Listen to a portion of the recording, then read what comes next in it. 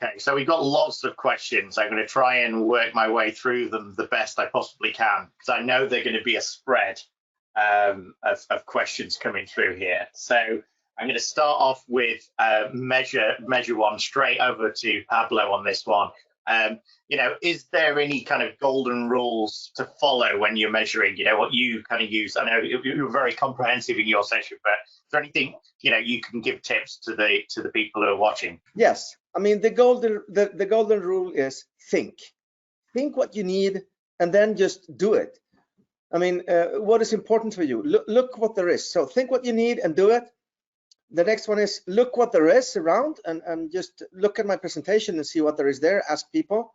And the third one is just do it. I mean, just start with it. Don't be afraid of it. I've seen a lot of people that come to me and say, nobody uses measurement. I'm a little bit afraid of it. I mean, then start and do it, but don't show anybody. And then when you feel that this actually helps, you can show it. Yeah. But isn't it good to know that you're actually testing everything you're supposed to know? I mean, that's a metrics. So, yep. Did I answer it right, Jonathan? You did indeed. Oh, great answer. So next one on is I think it's Isabel. I was a bit confused about this one, which was testing tools part of your survey? Right. So this is a good question. The first set of studies, the ones I've already written the papers about, I asked people, the question was, tell me a story about an experience you've had with testing tools. And so there was information there about tools. I didn't specifically ask people, no, there was a question saying, what tools do you use? I haven't got enough data there for it to be sensibly worth sharing. So people are very strongly giving me their opinions about different specific tools. Do they like them? Do they not like them? I haven't got enough data for that to be something sensible to share more widely. The current bit of research is about the people. So I'm not interested at the moment in what tools they're using. Later down the line, I will probably start asking questions about what tools people are using. But again, it's going to be in the context of how do those support you? So I haven't got data that I can share that says use this tool or don't use that tool. That's not where I am and not what it's about at the moment. Fantastic. And I'm actually going to bounce back to Pablo, if you don't mind, because there was a new question that came in saying, what are the best tools that produce the best metrics? You know, have you got any experience on this? Yes, I do. I mean, almost all the test management tools have metrics, but in my case, and I'm going to be completely honest, it's Excel. Take Excel and make your graphs in Excel, and you can move it and change around as you want. I see that Paul is laughing, but it really is the best, still the best tool. It is, I agree. Yeah. And I'd go with that as well. I keep going back to Excel because you've got the flexibility. So it's a very strange thing, isn't it? We have these tools that are supposed to do everything for us, and then in the end, they're not quite what we want to do in our workflow. So the tool is dictating, it's not supporting. Yeah, interesting. Well, I think usually the tools are not helping us to build models usually. So essentially they're creating tables of test cases, of bugs, tables of this. And the thing is, like, when you start using these tools, they're not as flexible as Excel. So you might as well use Excel. You know, I know I'm not being very friendly to the tool vendors, but what I mean is, like, we need them to move away from just tabulating data and representing things in Excel spreadsheets to actually supporting test modeling and coverage through modeling and bug reporting through that model, all using the same perspective of what the stakeholder understands. They don't want to see spreadsheets, they want to see something a bit more meaningful. Every year I have interns, ranging between 5 and 20 of them. And I'll tell you, I show them all these tools. There's some Swedish tools we use in Sweden, and I use them all the tools. Then after that, I just go through how you do it in Excel, actually. And they do it, because that's the fastest and the easiest way. Yeah, yeah. I wish a tool vendor was listening to this. Exactly. It's exactly what you want. And I don't know if this links directly into who is accountable, test managers or testers. I don't know who asked that question, but I'm going to put that one out there. If I can start with that one, I've been thinking of that myself very much. I mean, if you have a self-driving car and it crashes into something, so who's to blame? Is it the driver? Is it the software, the hardware? Is it the developer that did it, or the one that wrote the requirements, or the test manager, or the tester, And I would say, and you could say no, you could say that I'm wrong, but my beliefs is that we are all responsible. We are responsible for different things. You as a tester, you're responsible to test as much and as good as you can, to learn new things, and your accountability to have, how do you say, you should be proud of the work you've done. The same thing for the test manager, same thing for the test strategist, same thing for the head of QA. That's what I think. Sure. I was going to come in there because I want to reflect on that, and I agree with you, Pablo. We're all responsible, professionally, ethically, in all sorts of ways. And I can't remember his name, but the American singer, pianist who wrote satirical songs, Tom Lehrer. One of his songs is called the Werner von Braun song. And the chorus is, wasn't my fault, says Werner von Braun. And he's kind of saying, yeah, I designed these bombs, but it was not my department who they get dropped on. And I think there's a lot in that. Paul was talking in his presentation about ethics. So in terms of responsibility, it's not just immediately, are we doing a good job? It's actually, are we doing the right job? And we're responsible for that as individuals. It's really important. I'm taking that question as, okay, you've got a manager and you've got testers in the test manager's team, and are they both accountable, or who is accountable? Well, they both are, but for different things. So I think the test manager is accountable for talking to stakeholders. I mean, this is a kind of a simplification, but the test manager is accountable for talking to stakeholders and asking them, what do they need from the test team?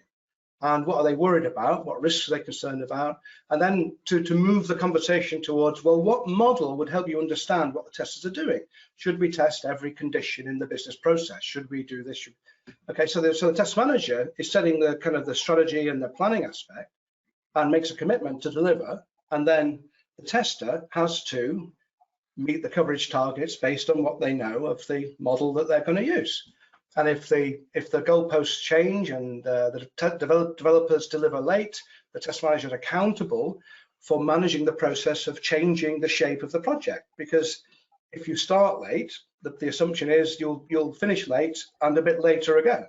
And so they need to negotiate and say, look, nothing in what you've said makes me think we will finish sooner, so do not squeeze me, and they're accountable for getting that conversation on the table. And if they still get pushed back and say, like, you've still got to, you get squeezed, they've made their case, they've got a record of it, they're accountable for that to their team. So the team know they've not been shafted, so they're all accountable, but there are very specific things that you could say, this is your problem to solve, this is your area of accountability. I think that's possible. It should be possible, I think. So I'm going to guide us away from this one because it's always a very controversial topic. But when I know, Isabel, when you were doing your session, you had some metrics around emotions. So I don't know if that was you doing like sentiment analysis based on the responses or anything. But there was a question here said about emotional intelligence. And I don't know if that links or it's completely not relevant. But I know you addressed the mindfulness one during your session. So okay. Do you have any tips for emotional intelligence? Whatever that is. Do you know what? Emotions coming up in my research was a shock to me because it's not a topic I'm over comfortable with dealing with. I'm not a psychologist. So it's kind of like this is outside my comfort area. So I kind of acknowledged it as a surprise in my research. I didn't do metrics on emotions as such.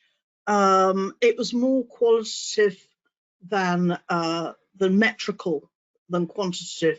but there are a small number of stats in the papers about the percentage of the responses and the frequency of the responses. I don't really have insights or tips into emotional intelligence per se, except that I will say I think that in the industry, in the IT industry, not just in testing, but in the IT industry, I do feel we focus too much on technology and we don't focus sufficiently on people. And I think that's quite an essential thing. And the emotional intelligence part of that, I mean, like any form of intelligence, some of us are going to be more naturally endowed with it than others. And all of us can work at it. You know, so I think it's an awareness. The question about mindfulness earlier, I would say I would change that around to saying it's awareness of yourself and of other people and of the effect you're having. I'd given the apparent emphasis on emotion in some of the responses you've had, Isabel, makes me think, and I've always thought, I think I was a complete techie until about 15 years ago. So suddenly realized, you know what, people are quite important in this process, aren't they? And so I'm a late comer to this kind of debate in some ways. But given that emotion is so prominent in the responses you've had, it's clearly in those people's minds. And they may not be sharing those emotions with their peers or leads or whatever. So if someone says they've got a problem, don't just take it as a technical problem, but be empathetic, active listening, sympathetic where, not in the right moment, and let them say their piece and pay attention to their emotions if they're on show. That's the best you can do. Remember, I said I'd had a very large number of responses from the first piece of work. And some of that was from conversations, some from interviews, some from workshops at conferences, and some from an anonymous survey. And the reason I went in the end to the anonymous survey was I had a succession of workshops where testers were working together to talk about their experiences of tools. And then somebody would come up to me at the end and say, I didn't want to say this in the workshop, but, and I'd talk about this to you privately, but I don't want to talk about it in public. So people were actually scared to share their experiences in a peer group of testers because of the pressure they felt about the use of tools. And so one of the things that's come out to me very strongly in this is those emotions coming out through the anonymous survey, actually, that's like a pressure cooker thing where people had nowhere else where they felt it was safe to express how they were feeling about things. And that's a terrible indictment of our industry and the way we're managing people.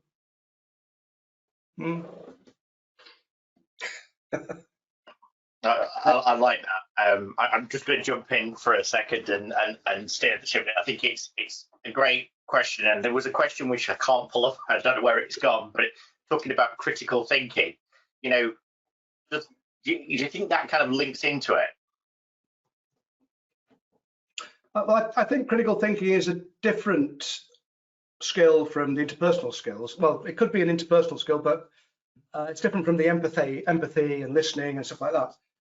It's about not taking things at face value and looking a bit more deeply into what people say and what they write and what you see on screen. And I think testers are good testers are natural critical thinkers. They don't take anything at face value. They always question things, which is where we get the reputation for being irritating, oiks, in our teams, But it's an essential thing to do because every now and then you discover something that's really important by asking a stupid question, So it is really important. One of the questions was saying, well, have you got any good sources? And I've got about half a dozen books, but I don't think any of them are any good. However, except one, which I cannot find, which was my daughter's critical thinking. I can't remember what level it was, but she was 14, I think. And I said, oh, this is really interesting, doing this at school. And it was fantastic. It was very clearly put together for 14-year-olds, and it made perfect sense. Whereas all the other things looked far too academic to me and just too theoretical. If I can track it down, I'll put it on a link on Slido. If I can find it, I can't find it, which is really annoying.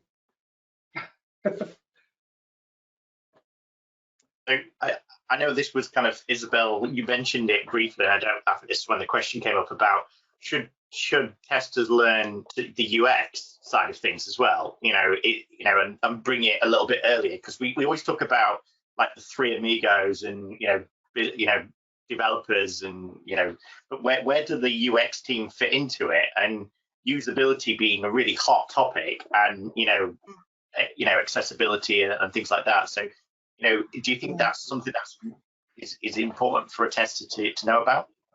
Yes.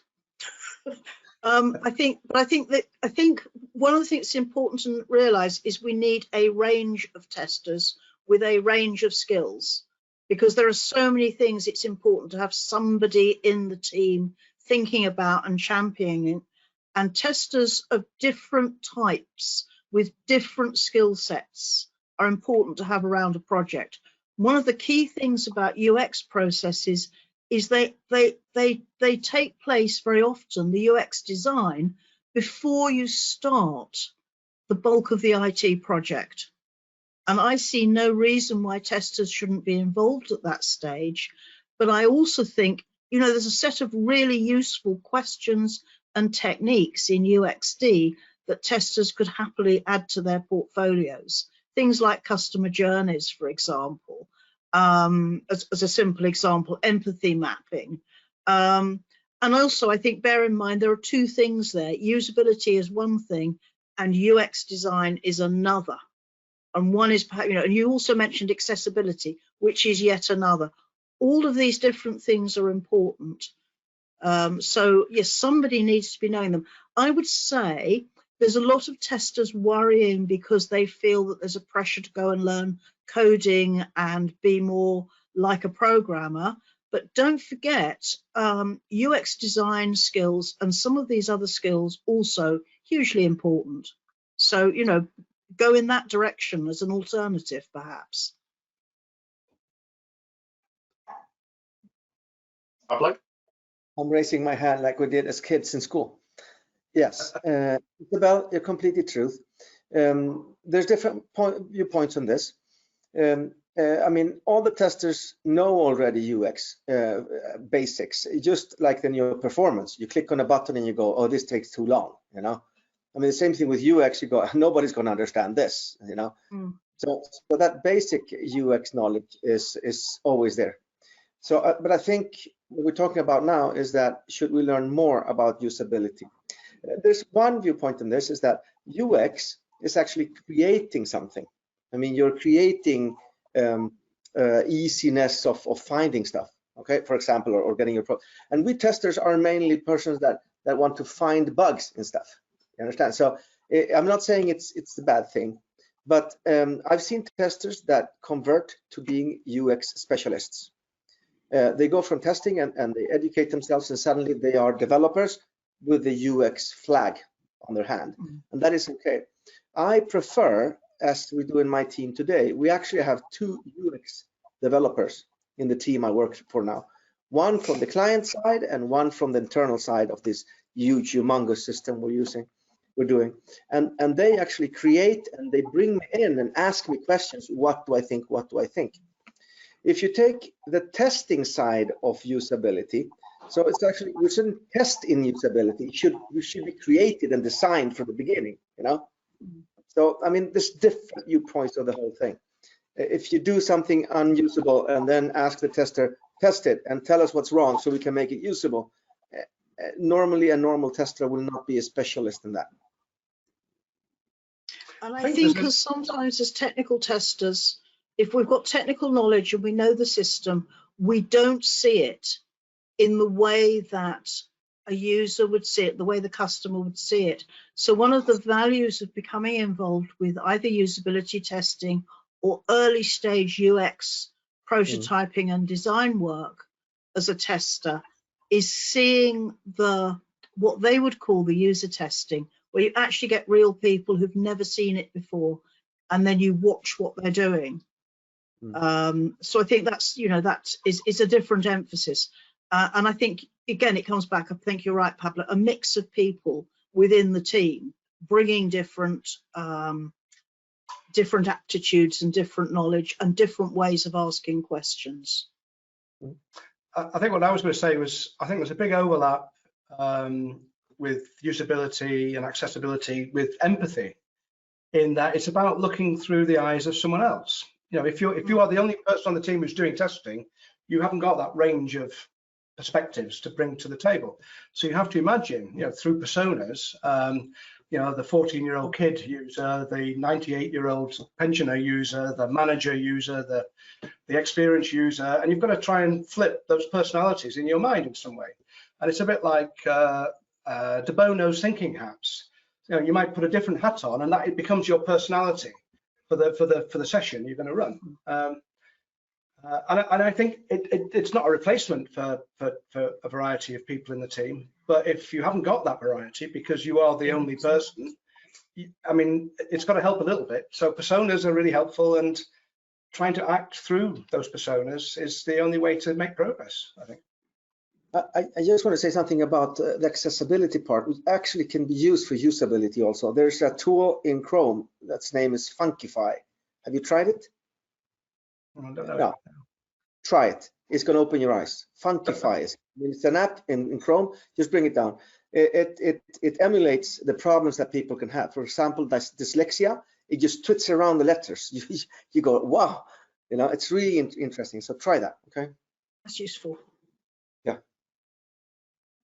And I really like that's really good.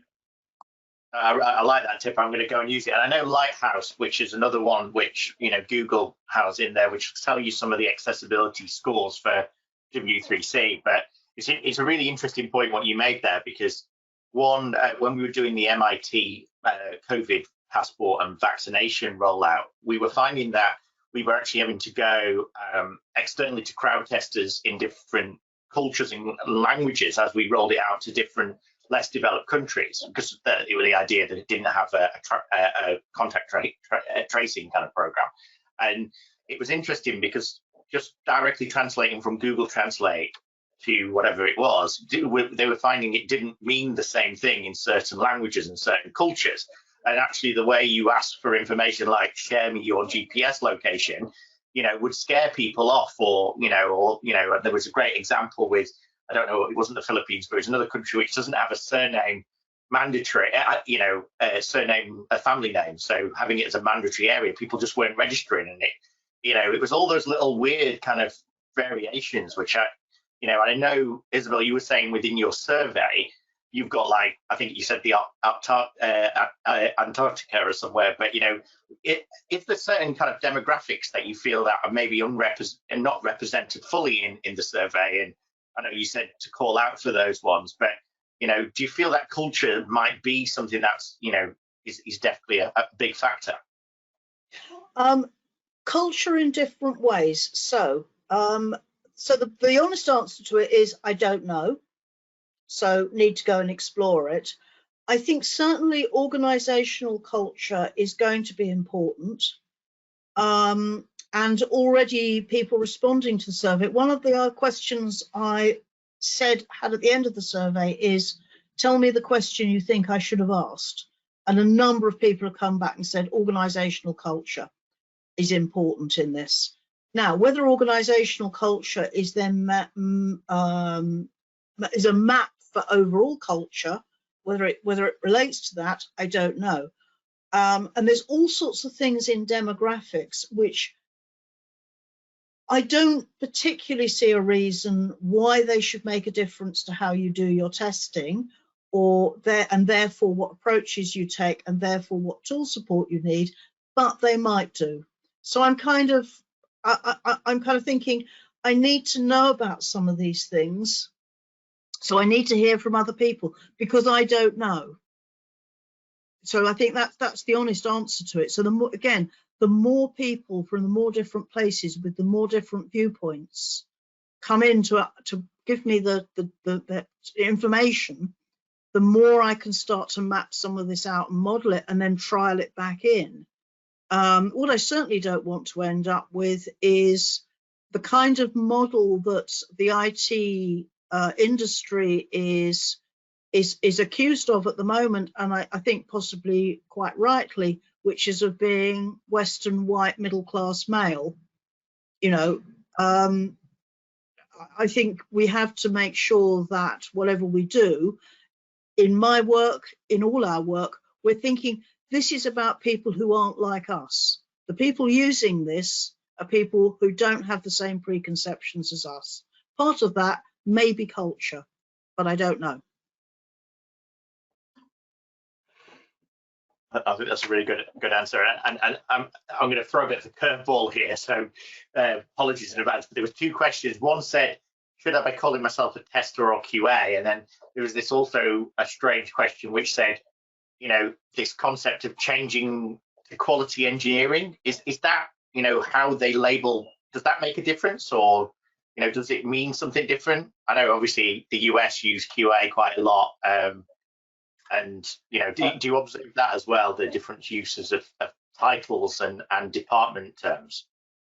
I would say any job title with the word quality in, I would avoid like the plague, because no one can define quality. It's a subjective view of a stakeholder to the product they are looking to purchase or use. You know, there's no such thing as quality in that respect. It's a relationship between a user and the product. Now, if you can get a handle on that, fantastic. But how you are an engineer in that context, I have no idea. Quality is not a thing you can count. It's not a thing you can manage. It's a relationship. It's just like a bug. A bug is a relationship. It's not a thing. And it's called reification, when you try and make something that is a concept into a real thing. We do this all the time because we're so used to thinking in conceptual ways about software that we think we're in the real world and we're not. So I would object to having quality in my title. A director of quality, well, what a waste of time that role is. You're never going to get any budget because you can't define what your job is, because you can't define quality.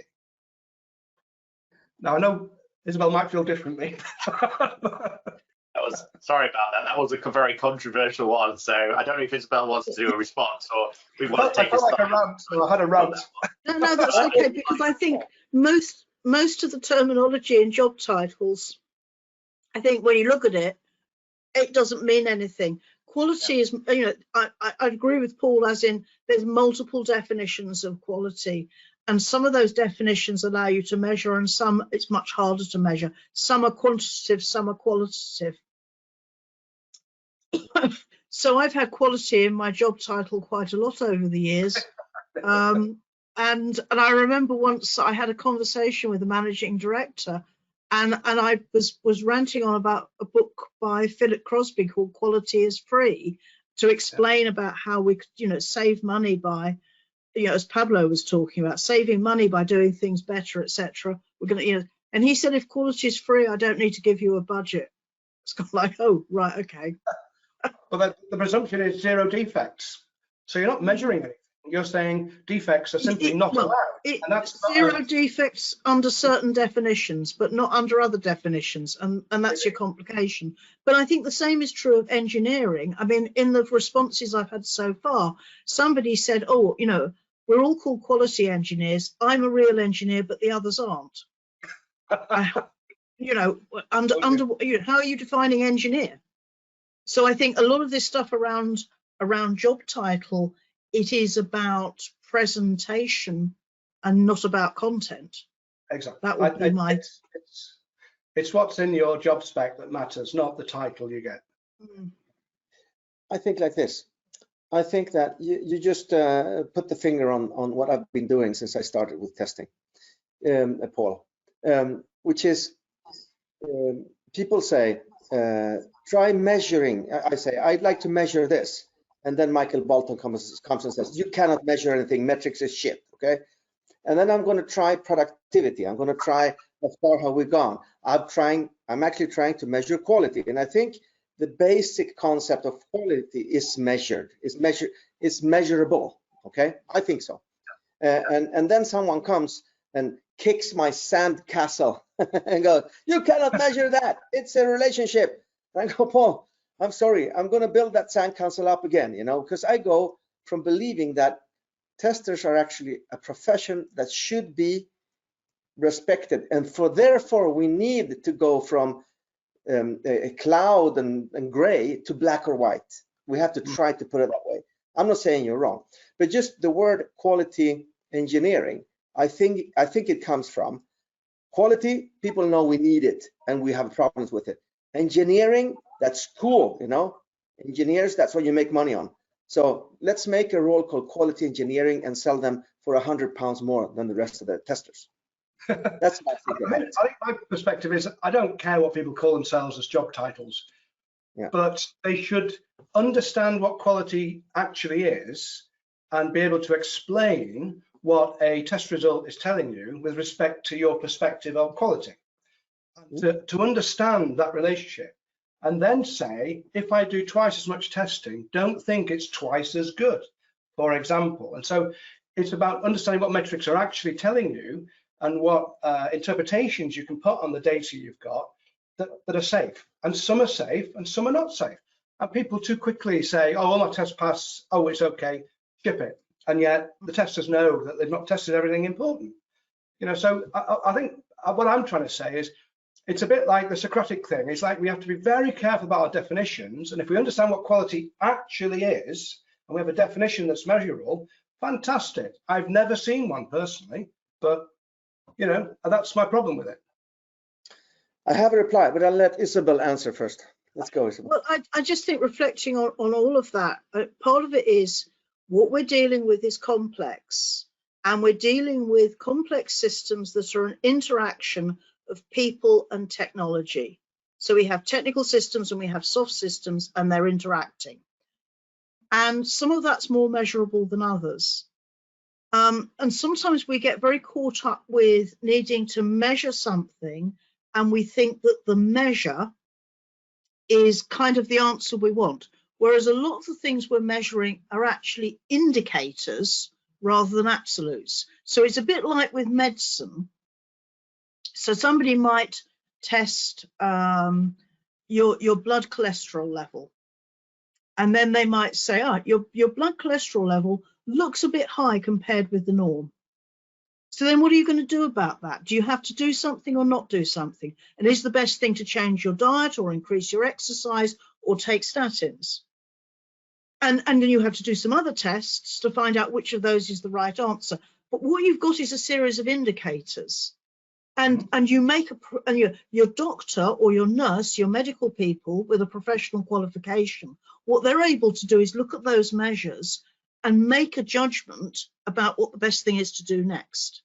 Whereas you yourself as an amateur, or me myself as an amateur, I could measure my cholesterol level or my blood pressure or whatever. I wouldn't necessarily know what to do with those numbers. So I think when you look at, say, what Pablo was talking about with metrics, what's interesting is it's not enough to have the number. You also have to have the person with the knowledge to understand how to use that as an indicator of what you do next. Yeah. And once you start thinking about it like that, rather than, you know, this is, so like a petrol gauge, it's easy, it's measuring litres and it's clear, it's empty or full. But complex systems like people or like interactions of technology or interaction, it's indicators you're looking at. And that's why you need the professional opinion that helps you interpret. So what you just said, Isabel, makes my case for me, because you did not use the word quality once in the last couple of minutes. No, but why did I need to? This word quality, it just confuses the hell out of people, or it gives them a fluffy sense of comfort when it should do no such thing. Everyone has a mental model of what is good, and they call it quality, but it's the mental model that exists, and that they can recognize, do coverage metrics matter to QA or devs? It matters to both. Devs need to know what they've tested, and so do QA, because they need to say, am I going to expect problems in this area? Yes or no. If you've not tested it, I'm going to expect problems. I don't need the word quality in any conversation about stuff like that. And that's my argument. You see that the code coverage metric there is an indicator So it's not the quality in itself, it's an indicator of what might happen when you go live. So it's an indicator of what the user experience might be. It's an indicator of what the user perception of quality might be. Yeah. Mm-hmm. So it's the thing, you build it up. I think we tend to go, oh, we'll measure automation coverage, or we'll measure code coverage, or whatever else. And what we need to do is the interpretation beyond those indicators. However, I'm talking over Pablo's subject here, so. No, it's really good. And as it says, that's code coverage matter. The code coverage is a measurement of quality, Paul, for the code quality in some aspects, okay? Mm-hmm. I'm sorry. I think the testing and measurement is so connected to quality. Mm-hmm. I'm not going to say that it is quality. It always measures the complete measurements that quality need. But I like to have the connection between that and quality and say, code coverage is a way of measuring of somehow how the code quality is. So there's different ways, but it's not the only way, because you have to follow rules, you have to follow design patterns. It has to be usable. The code has to be reusable. It has to be maintainable. So it's so much more. But I think, and then you see the knowledge behind it. Why do we need it? Well, I'll tell you my perception of it is when you come to a level of 50% of code coverage, code line coverage, let's just take the basic one, code line coverage, you're actually able to change things in the code and you're pretty sure that it doesn't break anything else. And if you're up to 80%, that's why you need it. Now, Paul, tell me what. You can achieve coverage with lousy tests, and you can achieve coverage with tests that fail, and achieve coverage with tests that pass. If you don't include those qualifications, you know nothing. You can't talk about anything without those. So it's a bit, what I'm trying to say to people is the tester should understand the relationship between coverage, the code, or whatever you're trying to cover, whatever model it is, whether it's a control flow in code or a state transition or flow chart or sequence chart, whatever the hell the model is, the tester needs to understand how to explain to the stakeholders what has happened actually means. And quality is not a word you need to make those explanations. It doesn't help because it's a subjective thing in every circumstance I've ever encountered. You know, so I just think we can live without that word. It doesn't help. It doesn't help me. It just confuses the hell out of me. So I'm going to jump in here quickly to steer the ship, hopefully. So I was responsible for getting Paul working last year, and he was someone had asked him to do some code coverage around Lisp, which predates COBOL. So what year was it? Did it come out? 57 or 8, something like that. I don't know. A long time ago. Older than me. It was older than me. It was older than Paul, and he was asked to do code coverage for a large pharmaceutical company, which we could guess who that was. And obviously Paul kind of stood his ground on that kind of, well, what is it? And they had the same kind of problems, right? Lots of issues, you know, how do we catch them? They were obviously sold on the idea that some kind of code coverage would help. But, you know, I'm going to kind of derail that one slightly and move back over to Pablo on what you'd mentioned around bugs. And you know, I know this is always a really difficult one as well, which is around, have you found any methods that reliably help you kind of predict? I'm really sorry, Jonathan. I have to go back to that point. Okay, no problem. Go back to it. Right. I just a minute, Paul. I'm really sorry. Okay. So when I go at the end of the test, how do you say, the test result, the test report, I will go 1 out of 3 different definitions. I will go all the information I gathered from my testing indicates that the product is good enough for release. That's one. Okay. The second possibility is that all the information I've gathered of my testing indicates that the product is not good enough for release because of, and you go 5 bucks. Yeah. And the third one is, which is actually the one I use the most, the first 2 or 3 times I test, is I do not recommend release, not because the product is good or bad, but because I haven't been able to test enough to have enough information to tell you if it's good or bad. Okay. Mm-hmm. Does that have nothing to do with quality, those 3 things? I was going to say, because you didn't use the word quality again. So, I mean, I meant not to use it. where the word quality helps. I don't know of one. I really don't know of one. Oh man, maybe it doesn't help. Now I cannot sleep tonight for sure. You killed my night, Paul. Okay. My first job in testing in 1992, I worked with Paul Herslick. I think Isabel probably remembers him, and he taught me all I know. And he was a pedantic so-and-so, and he was a Socratic thinker. You know, he was a very smart guy. And he said, "Don't ever use the Q word in this office." This was 30 years ago. He told me this, and I said, "Why ever not?" And everything I've just told you, he told me, and I thought, he's bloody well right. And I've never changed my opinion, because I've never encountered a situation where it helped to explain something. I've never encountered it in 30 years. So I'm very happy to let you have a think about it, but you know, I'm not going to change my opinion. No, and you shouldn't.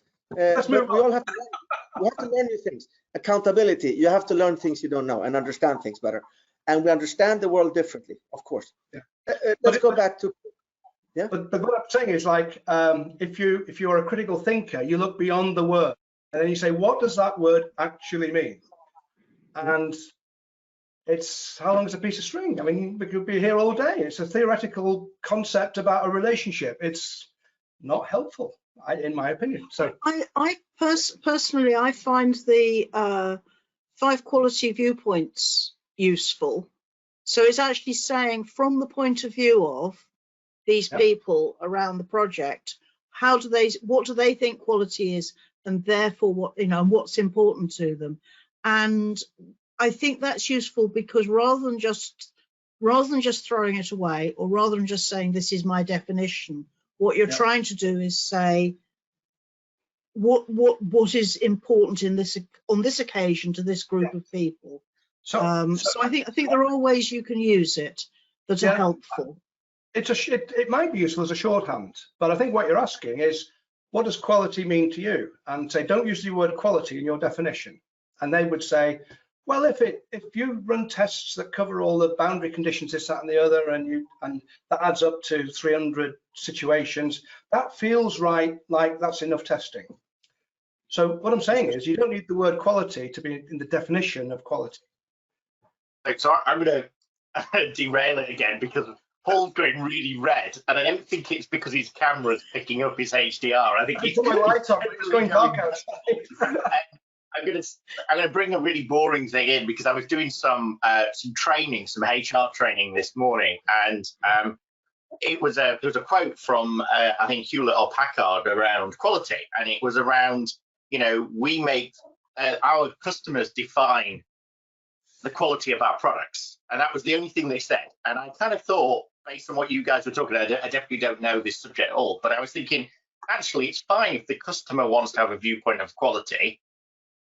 So that's external facing, it's not really internal facing. But, you know, I like the idea of that actually the customer can define whether it's a quality product or they think it's a quality experience or whatever else. But anyway, I want to derail that, and I wanted to be quite selfish, because I'd asked a question earlier on, which was to Paul, and I hope that kind of brings out some extra questions, and then we'll go back to the defect one as well. But you know, one of the things I really like what Paul did the other day was he concatenated a number of different dictionaries, the US dictionary, the UK British one, plus the ISTQB definitions and the BCS ones that he mentioned. He pulled them all together and made a large wiki available on the net for everyone to use, and I'll try and find the link for it.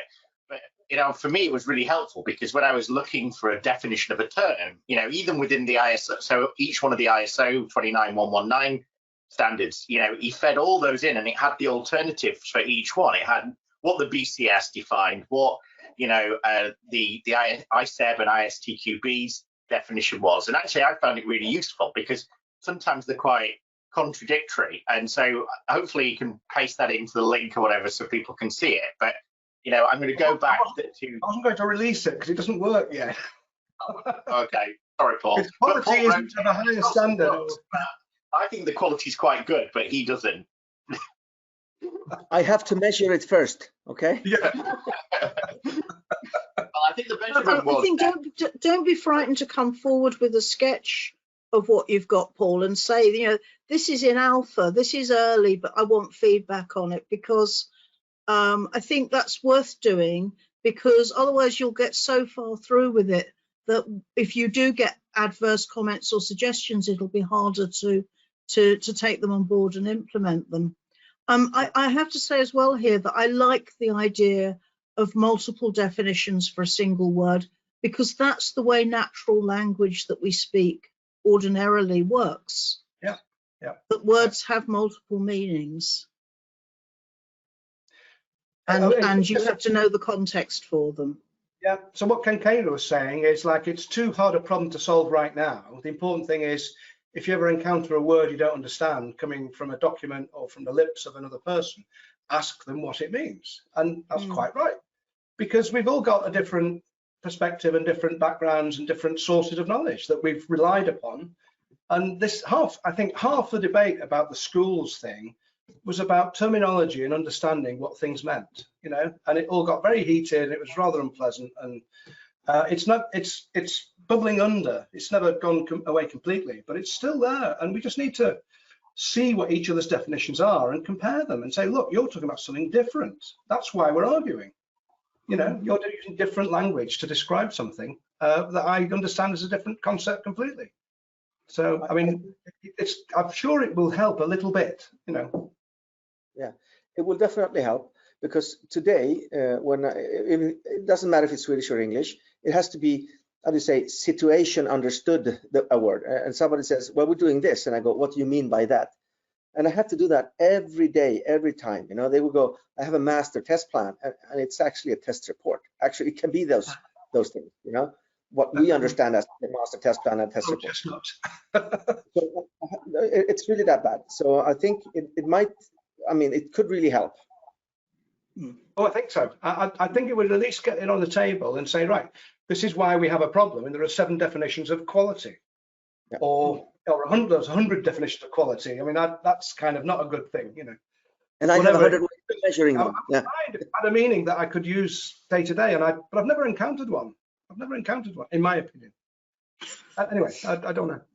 Well, we'll link it back anyway. We'll make sure we share that, because I generally think it's really nice. And partly what Paul was going to do once he fixes his bugs was, you know, so if I'm in the school of, you know, TMMI or TMAP or whatever it may be, or I'm doing agile, or I'm, you know, traditional or waterfall or whatever it may be, you know, you can change which definitions you want to see, and, you know, help you explain what that master test plan means, and what test cases and what bug is versus defect, and, you know, just help provide additional clarity. And I think it can only help. But I'm going to ask the question here anyway, because I know we're kind of nearly getting to the end. But, you know, this predicting bugs, you know, is there any kind of things that you're seeing, Pablo, as far as how you can, you know, defect clustering, or some kind of, you know, telltale signs that you can maybe explain to testers who are starting out, you know, what the indicators are to start helping them? There's many indicators. So the safest indicator is that that you measure stuff in a project over time. If you release one, if you test some, I'm not going to use the word quality. If you test it many times, you know, and you keep track of how many bugs you find in the beginning and the end, it's going to look the same, you know. So that's one prediction. Another really good tool for predicting bugs is that if you start measuring the amount of bugs and you test it equally, if the bugs increase of the next version than the previous version, normally it's something in the architecture that's wrong, or something that's wrong inside. You can actually predict that it's going to be really hard to get. It's not going to be 10 bugs, 15 bugs, 0 bugs, you know. So that's another predictability. I think those are it's like this. Okay, it's very simple to stop. I've seen people talk about this, especially in the exploratory testing area. You know, I tested it and I found this bug and I stopped the release. Yeah, it's very simple to stop a release. It's enough with one big bug. But how much do you have to test to say, yes, it's good enough for delivery? That's a completely different thing, okay? So when you start doing that, and that's what I say, that really professional testers, that's what they're able to do. They're able to say, yes, it's good enough, not just, no, it's not good enough, because that is so much simpler. When they start doing that, you get a sixth sense, but you also can measure the amount of bugs in a different way, because you have to test a bigger amount of stuff, you know. And if you do that, you will actually see and be able to predict bugs more. And so, yeah. To just jump onto there, so you know, I had the pleasure of Dorothy doing some testing for the MIT project, and she raised so many bugs, it was unbelievable, and most of them were documentation ones around requirements. You know, the fact that, you know, they'd not expressively, you know, implied a particular condition, and it was amazing to see.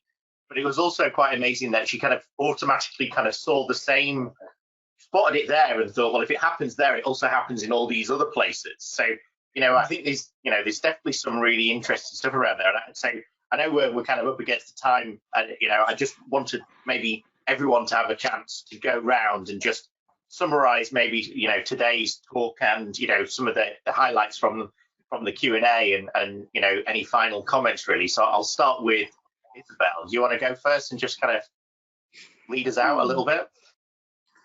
I would say the main message from me for what I'm doing is, you know, 40 years in the industry, I've got more questions than I have answers. And I don't think that's necessarily a bad thing. So keeping an open mind, I would say, is where I'm at the moment, collecting more data and analysing it. And really nice, interesting questions from everybody. So thank you for that. Wonderful. And I'll also make sure that everything that people have asked and the ones we haven't answered, I'll send to everybody so that we can always, you know, send them up on the follow-up email, which we will make sure the links that we've talked about, the survey, and everything else will be sent out to everybody as well. So, Pablo, do you want to finish us off as well? Yeah, absolutely. So the talk I have, the thing I talked about, I mean, always be humble. Start with a small and easy with your measurements, and when you feel confident and ask some peers, is this okay? Is this something that has a value? Then you can implement it and show it to other people. I mean, start slow. That's how everybody does it, you know, everything, whatever you do. Of the day, I'm so happy. This is amazing to learn so much. These discussions are amongst the most energy and nurturing discussions I can have, you know.